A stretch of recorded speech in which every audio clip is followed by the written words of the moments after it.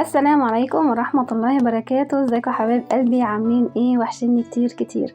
كل سنة وانتم طيبين وبصحة وسعادة يا رب العالمين، وينعاد عليكم الايام بخير واليمن والبركات ان شاء الله. النهاردة هنعمل مع بعض الحجازية. شايفين شكلها عامل ازاي؟ تحفة تحفة تحفة، ولا طعمها اللهم بارك جميل جدا. تعالوا نشوف المقادير بتاعتنا عاملة ازاي والطريقة، وان شاء الله تعجبكم.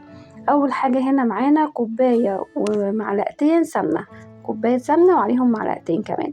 تمام كده، دي اول حاجة في المقادير بتاعتنا. والشيف بتاعنا شيف ابو الامارات هو اللي بيعمل معانا الحجازية النهاردة. عايزة كل حبايبي ينزلوا في التعليقات دلوقتي يقولوا تسلم ايدك يا ابو الامارات. ومعانا هنا كوبايتين سميد اللي هو بتاع البسبوسة دوت، زي ما انتوا شايفين ادي كوباية، بوريكم ان هو ده دقيق السميد.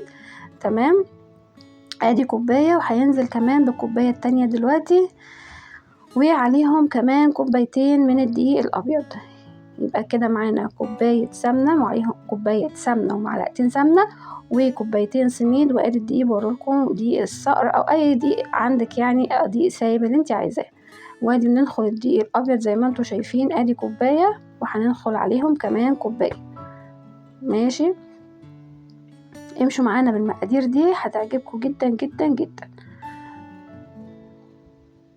ادي كده نخلنا الدقيق، وانا كنت عملت اختبار الخميره، حطيت كوبايه من الطويله دي بتاعه الميه، زي ما انتم شايفين 3/4 ميه، وعليها كيس خميره فوريه، وعليها معلقه سكر، وسبتها بتاع 5 دقايق اختبرها، وما شاء الله كانت فارت كده وزي الفل.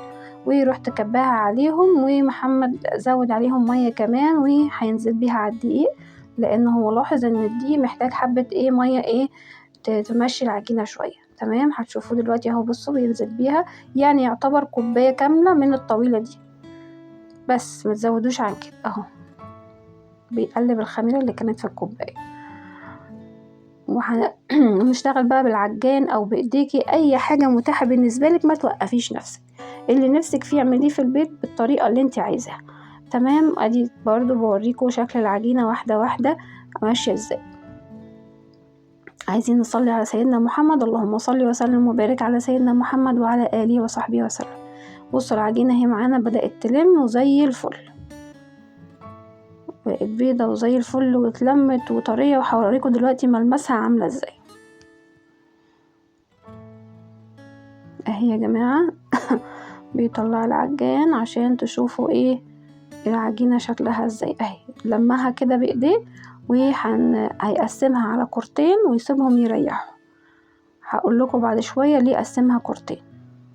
بصوا بوريكم ملمس العجين. دلوقتي بقى هنعمل الحشو بتاع الحجازية. دي كوباية سميد، دي كانت 3 صينية يا جماعة احنا نعملها، وانا صورت في 3 صينية، فبقى يعني كوباية فاضل لها ربع وما كفاش السميد، رحنا عاملين حاطين ربع الكوباية دي ابيض. برضو ما توقفيش نفسك على حاجة خالص. وادي كوباية الا ربع سكر، وادي معلقتين سمنة. ده الحشو، ولسه طبعا هكمل معاكم بقية الحشو ادي كوباية الا ربع سكر، وبعدين هننزل بمعلقتين قرفة، دول جايبينهم من عند عطار معروف ونضيف، يعني حاجته معروفة، والقرفة بتاعته كانت زهرة، يعني كانت ما شاء الله الريحة بتاعتها حلوة وطعمها حلو. وبعدين هنحط معلقة كاكاو كده هرمية حلوة، يعني انا اللي كان عندي كان كاكاو غامق، عايزة تحطي كاكاو غامق، عايزة تحطي كاكاو فاتح، اللي يعجبك. زي ما انتوا شايفين كده ادي الكاكاو. وانا حبيت احط حبة سمسم كانوا عندي، رحت احطهم. حابين تحطوا بقى حشو عين جمل، جوز هند، اي حاجة انت حابة تحطيها في الحشو حطيها، مفيش اي مشاكل. ودلوقتي نزلت ب3/4 كوباية شربات كانت عندي، حطيناها برضو، وبدأنا نضرب ونلف بالمضرب كده زي ما انتوا شايفين. ادي الحشو يا جماعة بعد ما اتضرب بتاع 2 3 كده ويتخلطوا مع بعض كويس. ادي الحشو، ادي الكورتين اللي قلتلكوا عليهم ما سيبناهم يرتاحوا شويه. جبت هنا الصينيه بتاعتي وعليها ورقه زبده، ومحمد بدأ يبطط زي ما انتوا شايفين كده. ده يا جماعه هيبقى الوش مش الظهر، هناخد الكوره الكبيره للوش. تمام كده، او بيفردها كده عشان ياخد مقاس الاطار يعني بتاع الصينيه. طبعا دي كانت اكبر صينيه في اللي عارفين ال3 المدورين دول، ده المقاس الكبير، يعني الكميه اللي انا قلتلكوا عليها دي المقاس الكبير. عايزة تحطيها في صاج، عايزة تحطيها في صينية مدورة مربعة مستطيلة، اللي انتي عايزاه اعملي. تمام. طبعا هو كده عمل الوش، وهيشيل بقى ايه ورقة الزبدة كاملة عشان يحط الكرة التانية في الصينية نفسها تمام. هتبقى من تحت اهو، بدأ بقى يشتغل بايديه. ده شغل المعلمين يا جماعة. الله ينور يا ابو اسيل، بجد تسلم ايديك. وكل سنة وانتم طيبين تاني يا جماعة بمناسبة رمضان، نعاد عليكم الأيام بخير يا رب. ودلوقتي خلاص اهوت، بصوا طبعا ما بتدهنيش الصينية حاجة، لأن أصلا العجينة بتاعتنا مليانة سمنة، فهي كده كده بتطلع زي الفل، وهتشوفوا كمان ظهرها في الآخر. تمام كده اهو. بصوا بقى، بصوا الحركات والتكات. هيبدأ بقى يعمل الحروف، يعليها لفوق شوية علشان الحشو بتاعنا ما يقعش أو يطلع لبره الصينية أو حاجة. وادي الحشوة بتاعتنا، وادي جنبنا فطوطة شايفينه. الله يرحمه بقى عم سمير غانم. تمام كده. دي بقى اصعب مرحلة يا جماعة، معلش يعني خلوا بالكم وانتوا بتنقلوا العجينة دي، لانها طرية وهتشوفوا طراوتها عاملة ازاي. دي كانت اصعب مرحلة، هي نقل العجينة على الوش. بس يعني الحمد لله انها ايه جت على قد كده. هي من قدام شوية ايه عملت زي ما انتوا شايفين، بس هو برضو هيعالجها كده بالمعلقة ويرفعها لفوق، مفيش اي مشاكل. يعني احنا اللي هناكل، مفيش حد غيرنا يعني. فوانتي بتنقليها بالطريقة دي بالراحة عليها خالص. جماعة لو الفيديو عجبكم لغاية دلوقتي والطريقة سهلة عليكم، اتمنى ما تنسوش محمد بقى في اللايك وتقدروا تعبنا. وان شاء الله نقدم لكم كل ما هو جديد الايام الجاية باذن الله في رمضان. ما تنسوش اللايك وتعليق حلو منكم، وقولوا له تسلم ايدك يا ابو اسيل. وانا اللي بصور يعني، تسلم ايدك يا ام اسيل. بس كده. بصوا بقى، بصوا الشغل والزغرفة بقى من الجناب، وحاجة كده يعني تفتح النفس، عايزة تتاكل قبل ما تتحط في الفرن. وعمو فؤاد المهندس اهو بيبص على الصينية، وحاجة ايه. حاجة جميلة جدا بجد بجد. كان طعمها حلو قوي قوي قوي، كل اللي كان منها شكر فيها.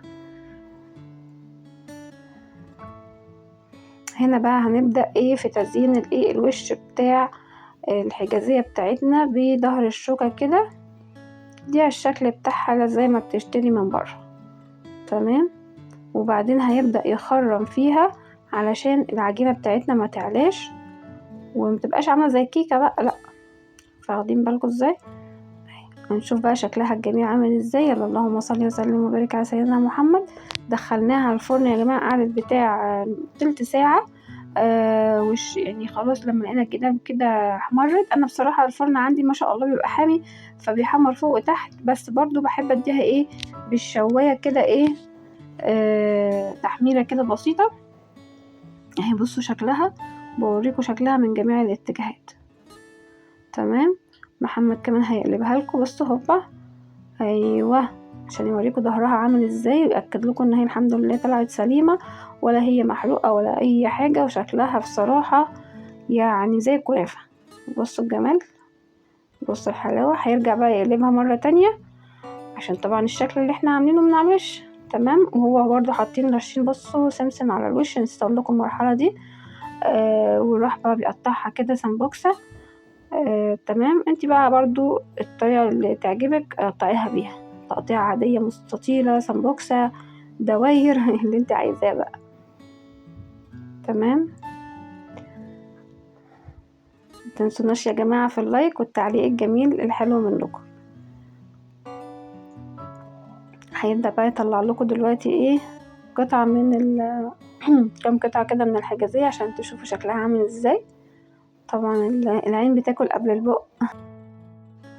ايه رأيكم يا جماعة؟ بصوا الشكل عامل ازاي. يعني الحجازية بتتكلم عن نفسها كشكل والله العظيم، وطعم كمان كانت جميلة جدا.